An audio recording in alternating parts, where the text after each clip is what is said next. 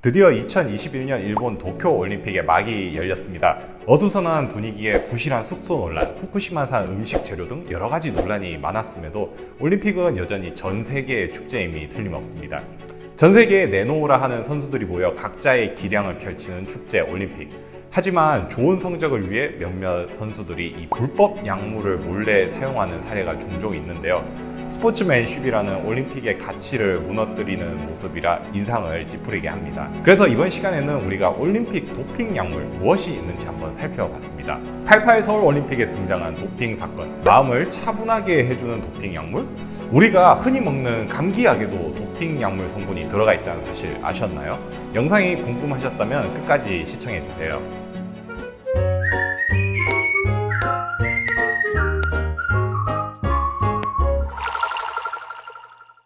안녕하세요.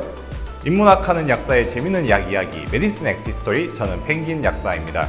드디어 2021년 도쿄올림픽이 막을 열었습니다. 전 세계의 대표 선수들이 모여 33개의 종목에서 각 축을 다루게 되죠. 우리나라도 29개 종목 선수 232명하고 임원 122명 등 총 354명의 선수단이 파견되었는데요. 어수선하고 힘든 환경 속에서도 좋은 경기 치를 수 있기를 바라겠습니다. 이번 시간에는 우리가 약과 올림픽에 대한 이야기를 해볼까 하는데요. 물론 어떤 약들은 선수들의 안전한 기량 발휘를 위해 의약품으로 쓰이기도 하지만 사실 약물과 올림픽 하면 떠오르는 것이 바로 도핑입니다. 도핑은 운동 능력을 높이기 위해 각성제, 마약, 흥분제, 호르몬 등 불법 약물을 사용하는 행위를 말하는데요. 1960년 로마 올림픽에서 있었던 일인데요. 남자 사이클 100km 단체 경기가 진행되고 있었어요. 그때 당시에 덴마크 선수였던 23세 크누드 옌센이라는 사람이 갑자기 의식을 잃고 자전거에서 떨어집니다. 결국에는 의식을 되찾지 못하고 나중에 사망을 하게 되죠. 나중에 조사를 하고 보니 그의 몸에서 로니아콜이라는 혈관 확장제와 각성제인 암페타민이 발견이 됩니다. 이 일을 계기로 국제올림픽위원회 IOC에서는 1967년부터 이 금지 약물을 선정하고 도핑 검사를 실시하게 되었어요. 이후에 이를 규제하고 관리하기 위해서 본격적으로 세계 반도핑기구 WADA가 창설되게 되었죠. 근데 이 와다가 창설된 게 1999년이거든요. 그러니까 우리가 실제로 이 금지 약물을 이제 관리를 하기 시작한 게 생각보다 역사가 굉장히 짧다는 걸 알 수 있죠. 반면에 이제 수많은 약물들이 과거 그리고 현재에도 이 암람리에 사용되고 있습니다.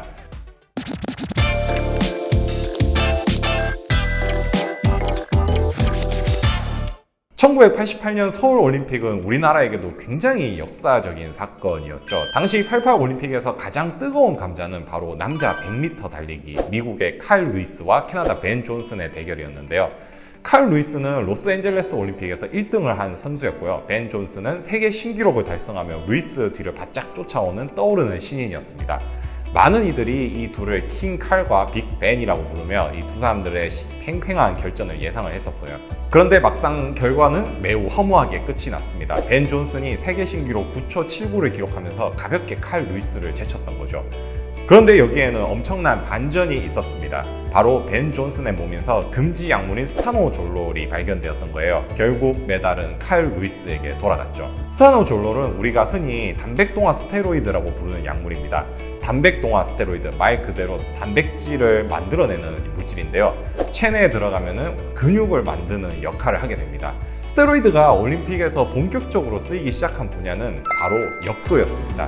1950년대의 올림픽 얘기를 해야 되는데요. 당시에는 이 미국과 소련이 민주주의와 공산주의 축으로 나뉘어져서 전쟁은 하지 않았지만 올림픽에서 메달로 서로 대결을 하던 시기였습니다. 그런데 소련에서 이 미친 듯이 메달을 따기 시작하는 거예요. 그래서 미국 역도팀 주치의였던 존 보슬리지가 사람이 살펴보니 소련 선수들이 이 스테로이드를 사용해서 엄청난 운동 능력을 끌어내는 걸 보고 우리도 질 수 없다, 우리도 스테로이드를 쓰자 해가지고 디아나볼이라는 스테로이드 도핑법을 미국 내에 전파하기 시작합니다. 사실 당시에 스테로이드는 불법이 아니었거든요. 그래가지고 이거를 사용하니까 근육도 엄청나게 잘 만들어지고 힘도 엄청 많이 늘어나는 거예요. 그래서 많은 사람들이 이 약물에 매료되었죠.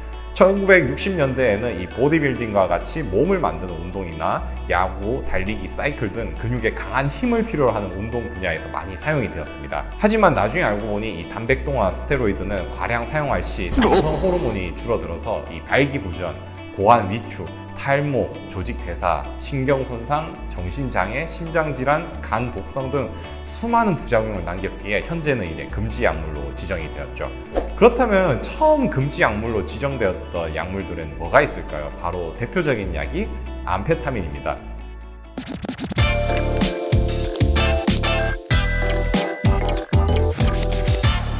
암페타민은 우리나라에서는 엄연히 불법 약물인데요. 미국에서는 에더럴이라고 하는 각성제로 많이 알려져 있습니다. 워낙 유명해서 이 미드나 영화에서 보면은 그 월스트리트의 증권사 직원들이 에더럴을 복용하면서 일을 하는 장면들이 종종 나오기도 하죠.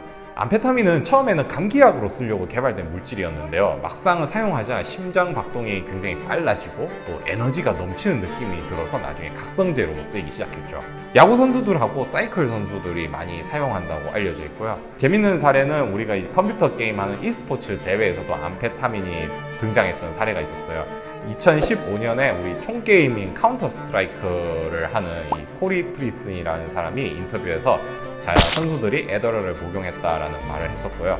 2018년에는 이 오버워치 프로게임 선수가 에더럴을 복용했다라는 말을 해가지고 논란이 되기도 했죠. 암페타민은 이렇게 일반인들 사이에서도 많이 쓰여서 미국 사회에서는 많은 문제가 되고 있는데요. 밤샘 공부를 해야 되는 대학생들이 암페타민을 복용하거나 또 어떻게 쓰이냐면은 이게 입맛이 떨어지는 부작용을 가지고 있어서 다이어트 목적으로도 많이 쓰이고요. 하지만 이 암페타민은 이제 신경각성제인데요. 많이 복용하면은 신경 손상이 오고 심장 질환까지 가져오기 때문에 특별히 주의를 하셔야 됩니다. 참고로 이 암페타민에 탄소 1개랑 수소 3개를 붙이면은 메스암페타민이 되는데요. 이게 우리가 흔히 말하는 마약, 히로뽕입니다. 더더욱 관리에 주의를 기울여야겠죠.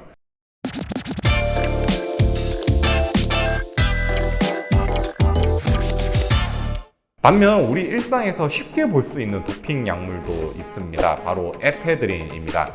2000년 시드니 올림픽 기억하시나요? 여자 체조 개인 종합 부분에서 이 루마니아 선수였던 안드레아 라두칸이라는 여성이 금메달을 차지하게 되는데요. 그런데 이분이 나중에 도핑 검사를 해보니 슈도 에페드린이라는 성분이 양성 반응이 나와서 메달을 박탈당하게 됩니다. 탈락한 이유가 의도적으로 이 도핑을 한 게 아니라 감기약 때문이었다고 해요. 경기 전에 코가 막혀서 이 코감기약을 먹었는데 이 약 안에 소량의 슈도 에페드린이 들어 있었던 것이죠. 먼저 우리가 에페드린이라는 성분을 살펴봐야 되는데요. 그 운동이나 다이어트 약에 관심이 많은 분들은 한 번쯤 들어보셨을 것 같아요. 우리가 한방 감기약 중에 마왕이라는 한약 재료를 많이 쓰는데요. 이 마왕이라는 한약 재료에도 에페드린이 많이 들어있다 하죠. 에페드린은 우리 중추신경계를 흥분시킵니다. 그리고 심박수를 높이고 또 이제 근육의 피로를 완화하고 체중 감소 효과를 가지고 있다고도 알려져 있어요. 또 다른 작용으로는 이 혈관을 수축시키는 역할을 해서 우리가 흔히 비염이나 코감기에도 주로 쓰입니다. 하지만 에페드린은 이 부작용이 강했는데요. 그래서 효과는 비슷한데 이 부작용이 적은 걸로 등장한 게 바로 이 슈도 에페드린이었죠. 구조는 굉장히 흡사한데 부작용이 적어서 우리가 약국에서 살 수 있는 일반 감기약에도 소량 들어갑니다. 제가 실제로 이 처방 나오는 감기약과 일반 판매약 코감기약 가져왔는데요. 이런 일반적으로 파는 코감기약에도 슈도에페드린이 15mg 정도 들어있고요. 처방으로 나오는 이 비충혈 치료제인데 슈도에페드린이 한 60mg 정도 들어있죠. 요거를 보통 1일 3회 복용하고 있습니다. 그런데 이제 문제가 있었어요. 이 구조가 굉장히 히로뽕이랑 유사했다는 거예요. 그래서 휴도에페드린은 마약 제조 원료 물질로도 쓰입니다. 실제 경기도 화성에서 감기약 5만 정을 사가지고 휴도에페드린을 추출해서 이걸로 필로폰 1만 명분을 제조한 일당이 적발되기도 했었죠.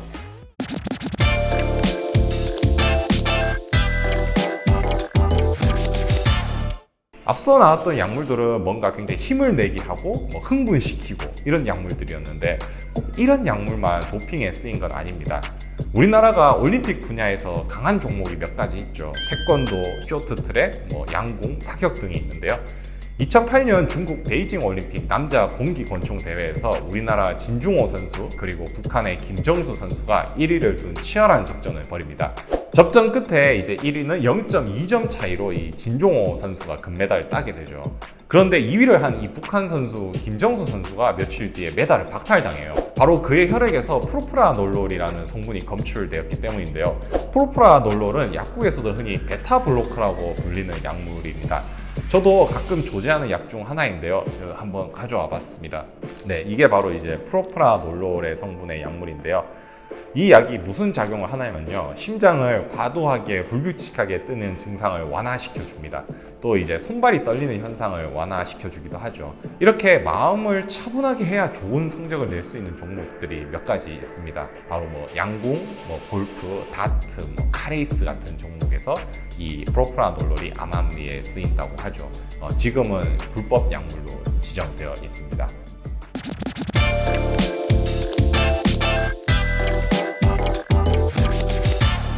이번 영상은 여기까지입니다. 세계 반도핑기구는 스포츠 정신에 위배되는 어떠한 종류의 물질도 도핑 약물의 기준으로 봅니다.